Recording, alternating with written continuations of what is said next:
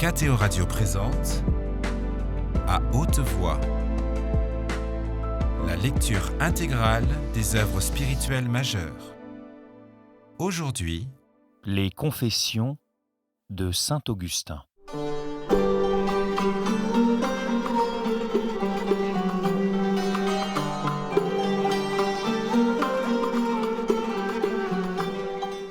Chapitre 21. L'âme vivante. Et ainsi, grâce à votre Verbe, ce ne sont plus les profondeurs de la mer, mais la terre dégagée des flots amers qui produit non plus les reptiles doués d'âme vivante et les oiseaux, mais l'âme vivante. Et cette âme n'a plus besoin du baptême, dont ne sauraient se passer les païens, comme elle en avait besoin tandis que les eaux la recouvraient. Car on n'entre pas autrement au royaume des cieux depuis que vous avez établi que telle serait la règle. Pour avoir la foi, elle ne demande plus de grandes merveilles. C'est sans avoir vu des signes et des prodiges qu'elle croit, car elle est la terre fidèle, déjà séparée des eaux de la mer, que l'infidélité rend amère. Et les langues sont un signe, non pour les fidèles, mais pour les infidèles. La terre que vous avez établie au-dessus des eaux n'a donc pas besoin des oiseaux que les eaux ont produits, grâce à votre Verbe. Envoyez-lui donc votre Verbe par vos messagers. Nous racontons leurs œuvres, mais c'est vous qui agissez en eux, pour qu'ils produisent une âme vivante. La terre la produit, car c'est la terre qui est cause que vos messagers créent en elle cette âme. De même que la mer a été cause de la production des reptiles pourvus d'âmes vivantes et des oiseaux sous le firmament du ciel. Mais ces êtres ne sont plus nécessaires à la terre, bien qu'elles se nourrissent de poissons pêchés dans les profondeurs de la mer, à cette table que vous avez préparée sous les yeux des croyants. Car ils ont été pêchés dans les profondeurs de la mer afin de nourrir la terre aride. Ces oiseaux ont beau être une race marine, c'est sur la terre qu'ils se multiplient. Les premières prédications évangéliques ont bien eu pour cause l'infidélité des hommes. Mais les fidèles aussi y trouvent chaque jour de nombreuses exhortations et bénédictions. Quant à l'âme vivante, c'est de la terre qu'elle tire son origine. Car seuls les fidèles ont profit à s'abstenir d'aimer ce monde, afin que leur âme vive pour vous, cette âme qui était morte lorsqu'elle vivait dans des délices mortels. Ô Seigneur, c'est vous qui faites les délices d'un cœur pur. Laissez donc vos serviteurs œuvrer sur cette terre autrement que dans les eaux d'infidélité, lorsqu'ils prêchaient et parlaient en utilisant des miracles, des signes mystérieux, des termes mystiques pour que l'ignorance, mère de l'étonnement, se fît attentive par la crainte de ces signes secrets. C'est ainsi en effet qu'accèdent à la foi les fils d'Adam, qui vous oublient tant qu'ils se dérobent à vos yeux et deviennent abîmes. Que vos ministres œuvrent comme sur une terre sèche, séparés des gouffres de l'abîme, et qu'ils soient un modèle pour les hommes, en vivant sous leur regard et en leur servant de modèle. Ainsi, ce n'est pas seulement pour entendre, c'est aussi pour agir que l'on écoute. Cherchez Dieu et votre âme vivra. La terre donnera naissance à une âme vivante. Ne vous conformez pas au siècle où nous vivons, gardez-vous de lui, c'est en évitant les choses dont le désir la tue que l'âme vit. Abstenez-vous des violences sauvages de l'orgueil, des lâches voluptés de la luxure, de tout ce qui usurpe mensongèrement le nom de la science, afin que les bêtes féroces soient apprivoisées, les animaux domptés et que les serpents deviennent inoffensifs. Car ils figurent allégoriquement les mouvements de l'âme humaine. Le faste de l'orgueil, les délices de la passion, le poison de la curiosité, ce sont les mouvements de l'âme morte, mais non pas morte au point d'être privée de tout mouvement. C'est en s'éloignant de la source de vie qu'elle meurt. Le siècle la recueille en passant et elle se modèle sur lui. Mais votre parole, mon Dieu, est la source de la vie éternelle, et elle ne passe pas. C'est pourquoi elle nous interdit de nous éloigner d'elle par ces mots « Ne vous conformez pas au siècle où nous vivons », afin que la terre, fertilisée par la source de vie, produise une âme vivante, une âme qui puise dans votre parole, transmise par vos évangélistes, la force de se maîtriser en imitant les imitateurs de votre Christ. C'est ainsi qu'il faut entendre l'expression « selon son espèce », car l'ami imite volontiers l'ami. « Soyez comme moi », dit l'apôtre, car je suis comme vous.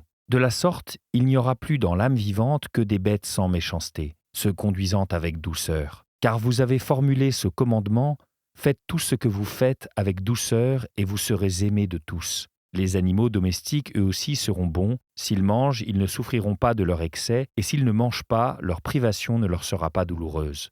Les serpents devenus bons seront incapables de nuire, mais resteront habiles à se tenir sur leur garde. Ils ne chercheront à connaître la nature temporelle qu'autant qu'il est nécessaire pour comprendre et contempler l'éternité à travers les choses créées. Ces animaux obéissent à la raison lorsque, s'écartant de leur voie mortelle, ils vivent et deviennent bons.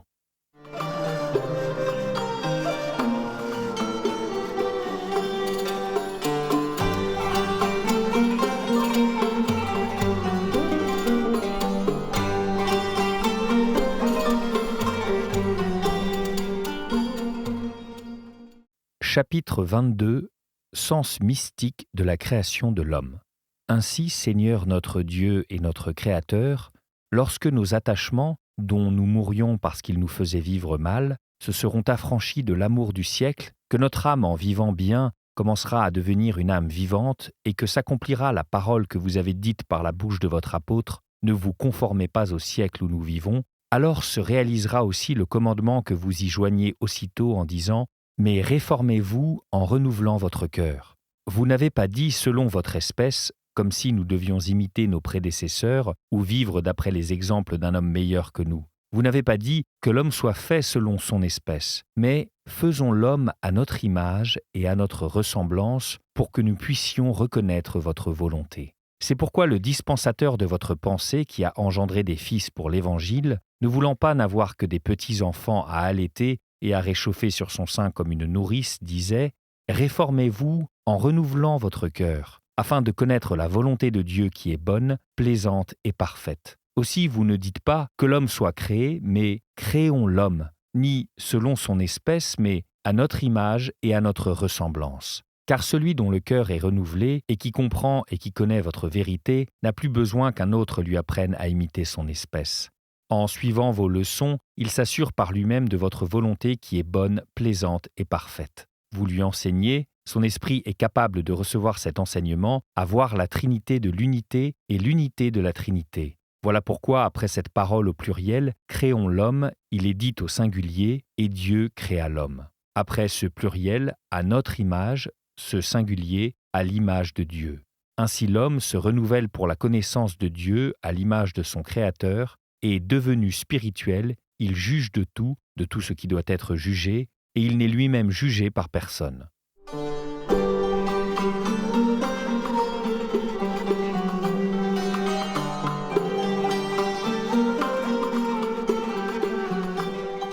Chapitre 23. Compétence du spirituel. Il juge de tout, cela veut dire qu'il a autorité sur les poissons de la mer, sur les oiseaux du ciel, sur les animaux domestiques et sauvages, sur toute la terre et sur tous les reptiles qui rampent à la surface du sol. Il exerce cette autorité par son intelligence qui le rend apte à percevoir ce qui est de l'Esprit de Dieu. D'ailleurs, élevé à un si grand honneur, l'homme n'a pas compris sa dignité. Il a vécu comme les bêtes sans raison, et il est devenu semblable à elles. C'est ainsi que dans votre Église, ô mon Dieu, par l'effet de la grâce que vous lui avez accordée, car nous sommes votre œuvre et au nombre de vos œuvres bonnes, ne figurent pas seulement ceux qui commandent selon l'Esprit, mais encore ceux qui obéissent selon l'Esprit à ceux qui commandent. Car vous avez fait ainsi la créature humaine, mâle et femelle, dans votre grâce spirituelle où il n'y a plus ni mâle ni femelle selon le sexe, ni juif ni grec, ni esclave ni homme libre. Donc les spirituels, ceux qui commandent comme ceux qui obéissent, jugent spirituellement. Ils ne jugent pas des vérités spirituelles qui brillent au firmament, car on ne doit pas porter de jugement sur une autorité si sublime. Ils ne jugent pas non plus de votre livre saint, même en ces passages sans clarté. Nous lui soumettons notre intelligence et nous tenons pour certain que même ce qui est fermé à nos regards est parole juste et vraie. L'homme, même spirituel déjà et renouvelé dans la connaissance selon l'image de celui qui l'a créé, doit être l'observateur de la loi et non pas son juge. Le spirituel ne prend pas sur lui de classer les hommes en spirituels et en charnels. Vos yeux seuls, mon Dieu, les distinguent alors que nulle action ne les a encore révélés aux nôtres, pour que nous les connaissions d'après leurs fruits. Mais vous, Seigneur, vous les connaissez déjà. Vous les avez séparés et appelés dans le mystère de votre pensée avant d'avoir créé le firmament. Il a beau être spirituel, il ne juge pas des foules turbulentes de ce siècle. Pourquoi jugerait-il ceux du dehors, lui qui ignore, qui en sortira pour savourer la douceur de votre grâce et qui demeurera dans l'éternelle amertume de l'impiété? Ainsi donc, l'homme que vous avez créé à votre image n'a pas reçu puissance sur les flambeaux du ciel, ni sur le ciel mystérieux lui-même, ni sur ce jour et cette nuit que vous avez appelés à l'être avant la création du ciel, ni sur cette réunion des eaux qu'est la mer. Mais il a reçu puissance sur les poissons de la mer, sur les oiseaux du ciel, sur tous les animaux, sur toute la terre et sur tout ce qui rampe à la surface du sol. Il juge et approuve ce qu'il trouve bon, et réprouve ce qu'il trouve mauvais, soit dans la célébration des sacrements, par où sont initiés ceux que votre miséricorde s'en va quérir au milieu des eaux, soit dans les cérémonies où l'on sert ce poisson pêché dans les profondeurs, et que mange la terre pieuse, soit dans les paroles et les discours soumis à l'autorité de votre livre, et qui, pareils à des oiseaux, volent sous le firmament, interprétation, exposition, discussion, controverse, bénédiction, invocations qui jaillissent de la bouche en signes sonores, pour que le peuple réponde « Amen ». Il faut physiquement énoncer toutes ces paroles, et la raison en est dans l'abîme du siècle la cécité de la chair qui, dans son impuissance à voir la pensée, a besoin de sons qui frappent l'oreille. Ainsi, c'est sur la terre sans doute que les oiseaux se multiplient, ils tirent pourtant des eaux leur origine. Le spirituel juge encore en approuvant ce qu'il trouve bon, en réprouvant ce qu'il trouve mauvais dans les œuvres et les mœurs des fidèles, dans leurs aumônes comparables aux fruits de la terre. Il juge de l'âme vivante aux passions apprivoisées par la chasteté, les jeûnes, les pensées pieuses, dans la mesure où ces choses sont perceptibles au sens corporel. Bref, il juge de tout ce qu'il peut corriger.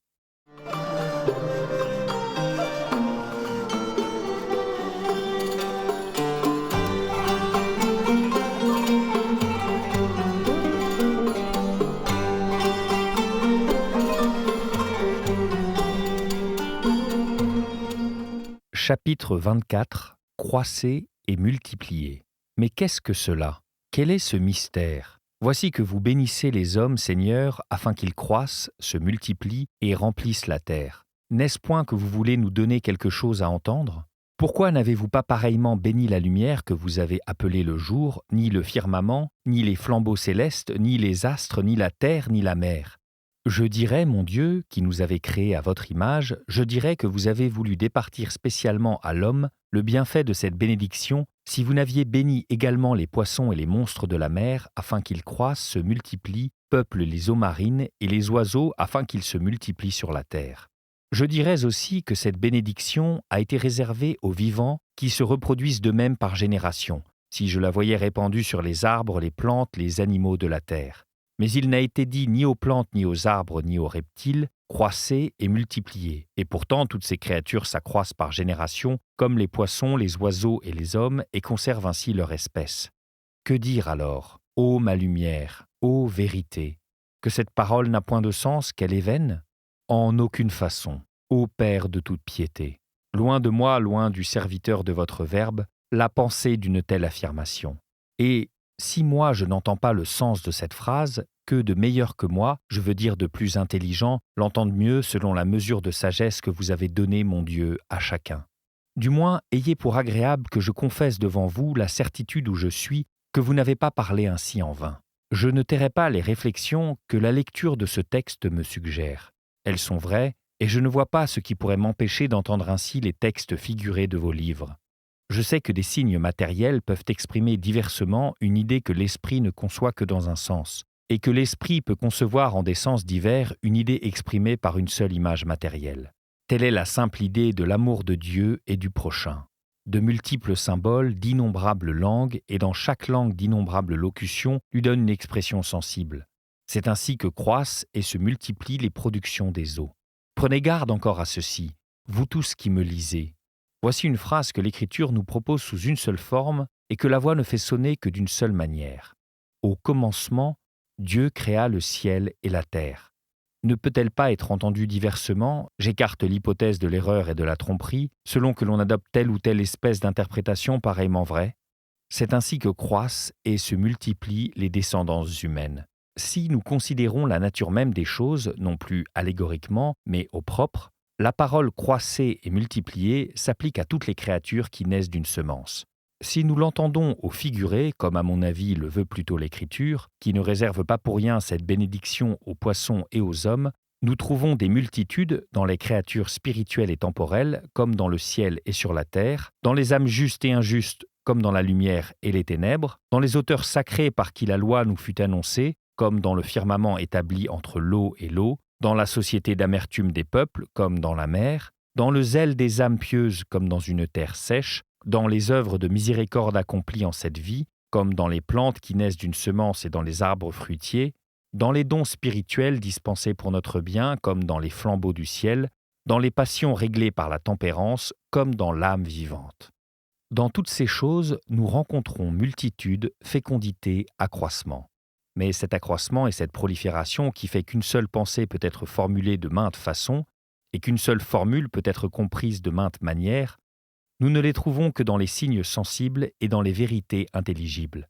Les signes sensibles, rendus nécessaires par la profondeur de notre aveuglement charnel, correspondent d'après moi aux générations des eaux. Quant aux vérités intelligibles, engendrées par notre féconde intelligence, elles sont figurées, à mon sens, par les générations humaines. Et c'est pour cela, Seigneur, que vous avez dit, je le crois, et aux eaux et aux hommes, croissez et multipliez. Dans cette bénédiction, j'aperçois que vous nous avez accordé la faculté, le pouvoir de formuler de bien des façons une idée unique et de comprendre de bien des façons aussi une formule unique mais obscure. C'est ainsi que les eaux de la mer se peuplent et leurs vagues symbolisent les interprétations diverses que peuvent recevoir des paroles.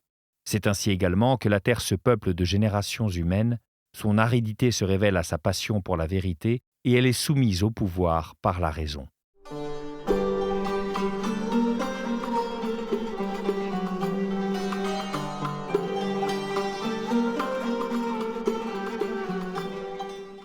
Chapitre 25. Les fruits de la terre. Je veux dire aussi, Seigneur mon Dieu, ce que la suite de votre écriture me suggère. Je le dirai sans crainte, car je dirai la vérité. N'est-ce pas vous qui m'inspirez ce que vous voulez que j'en dise ? Je ne crois pas que je puisse être véridique si vous ne m'inspirez pas, puisque vous êtes la vérité même et que tout homme est menteur. C'est pourquoi celui qui profère un mensonge parle de son propre fond. Pour être véridique, je ne parlerai que d'après vous. Vous nous avez donné pour nourriture toutes les plantes qui portent semences et qui couvrent toute la terre, et tous les arbres qui contiennent en soi, sous forme de germes, leurs fruits en puissance. Et ce n'est pas à nous seuls que vous avez donné cette nourriture, c'est aussi à tous les oiseaux du ciel, aux bêtes de la terre et aux reptiles, mais non point aux poissons et aux grands cétacés. Nous disions que ces fruits de la terre signifient et figurent en allégorie les œuvres de miséricorde que produit pour les nécessités de cette vie la terre féconde. Il était comparable à une terre de ce genre, le pieux Onésiphore, dont la maison a reçu la grâce de votre miséricorde, parce qu'il avait souvent assisté votre Paul et qu'il n'avait pas rougi de ses chaînes. C'est ce que firent aussi les frères qui, de Macédoine, lui fournirent ce qui lui manquait, produisant aussi une abondante moisson. Et comme l'apôtre se plaint de certains arbres qui ne lui avaient pas donné le fruit qu'il lui devait, quand il écrit « Dans ma première défense, personne ne m'a secouru, tous m'ont abandonné, puisse cela ne point leur être imputé. Car on doit ces fruits à ceux qui nous dispensent une doctrine de raison en nous faisant comprendre les mystères divins.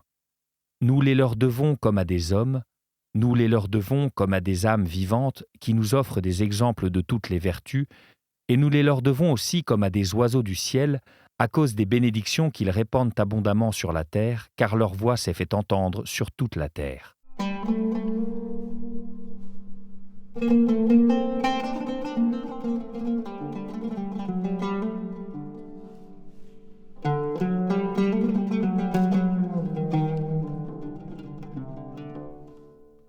Chapitre 26. Le don et le fruit. Ils se nourrissent de ces aliments, ceux qui y trouvent leur joie. Mais ils n'y trouvent pas leur joie, les hommes qui se font un dieu de leur ventre. Chez ceux mêmes qui portent ces fruits, le fruit ce n'est pas ce qu'il donne, mais l'esprit dans lequel il le donne. Aussi, celui qui servait son Dieu et non son ventre, je vois bien la source de sa joie, et je partage pleinement cette joie. Il venait de recevoir les présents que lui avaient envoyés par Épaphrodite les Philippiens. La raison de sa joie, je la vois bien. C'est d'elle qu'il se repaît, car il dit en toute vérité « Je me suis grandement réjoui dans le Seigneur, en voyant enfin refleurir pour moi vos sympathies anciennes, dont vous vous étiez dégoûtés. » Les Philippiens avaient donc été en proie aux langueurs et comme au dessèchement d'un long dégoût. Ils ne produisaient plus le fruit des bonnes œuvres, et si Paul se réjouit, c'est pour eux parce que leurs sympathies ont refleuri, et non pour lui, parce qu'ils lui sont venus en aide dans son indigence. Car il dit ensuite « Ce n'est pas à cause de mes besoins que je parle ainsi. J'ai appris à me contenter de ce que j'ai. Je sais m'accommoder des privations et je sais m'arranger de l'abondance. En tout et partout, je me suis habitué à la satiété et à la faim, à l'abondance et au dénuement. Je puis tout en celui qui me fortifie. » D'où vient donc ta joie, ô grand Paul ? D'où vient ta joie ? De quoi te nourris-tu, homme qui fut renouvelé pour connaître Dieu, à l'image de ton Créateur, âme vivante qui montra une telle maîtrise de soi, langue ailée qui enseigne les mystères. C'est assurément à de telles âmes qu'est dû cet aliment. Quel est cet aliment nourricier? La joie. Écoutons la suite. Cependant, vous avez bien agi en partageant mes tribulations. Telle est la source de sa joie. Voilà ce dont il se nourrit. Les bonnes actions dont il est l'objet n'ont le soulagement qu'a reçu sa misère. Il dit « Dans la tribulation, vous avez dilaté mon cœur, car il sait vivre dans l'abondance et souffrir les privations, en vous qui le réconfortez. » Vous savez, dit-il vous aussi, Philippiens, que dans les premiers temps de ma prédication de l'Évangile, quand je quittais la Macédoine, aucune église ne me communiqua rien en matière de donner et de recevoir, à l'exception de vous seuls, qui m'avez envoyé à Thessalonique à 2 reprises, de quoi pourvoir à mes besoins. C'est de les voir revenus maintenant à ces bontés qu'il se réjouit, et il se félicite qu'ils refleurissent comme un champ qui a retrouvé sa fertilité. Est-ce la pensée de ses intérêts qui lui fait dire « Vous m'avez envoyé de quoi pourvoir à mes besoins » Est-ce la cause de sa joie? Nullement. Et d'où le savons-nous? Parce qu'il dit ensuite « Je ne cherche pas le don, mais le fruit. J'ai appris de vous, mon Dieu, à distinguer le don du fruit. Le don, c'est la chose même que donne celui qui subvient à nos besoins, c'est l'argent, le manger, le boire, le vêtement, un abri, des secours. Le fruit, c'est la volonté bonne et droite du donateur. Car le bon maître ne se borne pas à dire « celui qui aura recueilli un prophète » et il ajoute « en qualité de prophète ». Il ne se borne pas à dire « celui qui aura recueilli un juste » il ajoute « en qualité de juste ». C'est à ce prix que l'un recevra la récompense d'un prophète et l'autre celle d'un juste. Il ne dit pas seulement « celui qui aura donné un verre d'eau fraîche à l'un d'entre les moindres des miens », il ajoute « mais en sa qualité de disciple » et il poursuit « en vérité, je vous le dis, il ne perdra pas sa récompense. » Le don, c'est de recueillir un prophète, de recueillir un juste, de présenter un verre d'eau fraîche à un disciple. Le fruit, c'est de faire cela en considération de leur qualité de prophète, de juste, de disciple. C'est de cette sorte de fruit qu'Élie était nourrie par la veuve. Elle savait qu'elle nourrissait l'homme de Dieu et c'est pour cela qu'elle le nourrissait. Quant aux aliments que lui apportait le corbeau, il n'y avait là qu'un don, et ce n'était pas l'Élie intérieur, mais l'Élie extérieur qui recevait cette nourriture, celui qui aurait pu mourir faute d'un aliment.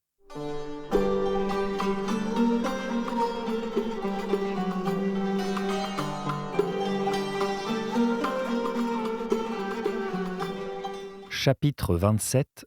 Poissons et cétacés. Aussi, Seigneur, je dirai devant vous la vérité.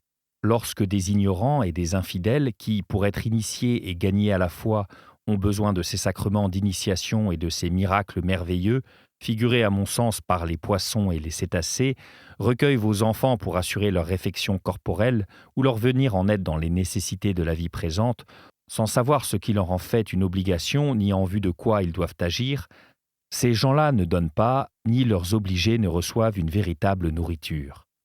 Car les uns n'agissent point avec une volonté sainte et droite, et les autres ne se réjouissent point des dons reçus, ni apercevant aucun fruit. Or l'âme ne se nourrit que de ce qui la réjouit. C'est pourquoi les poissons et les cétacés ne se nourrissent pas d'aliments que la terre ne porte qu'après, je reprends. C'est pourquoi les poissons et les cétacés ne se nourrissent pas d'aliments que la terre ne porte qu'après avoir été dégagés et purifiés de l'amertume des flots marins.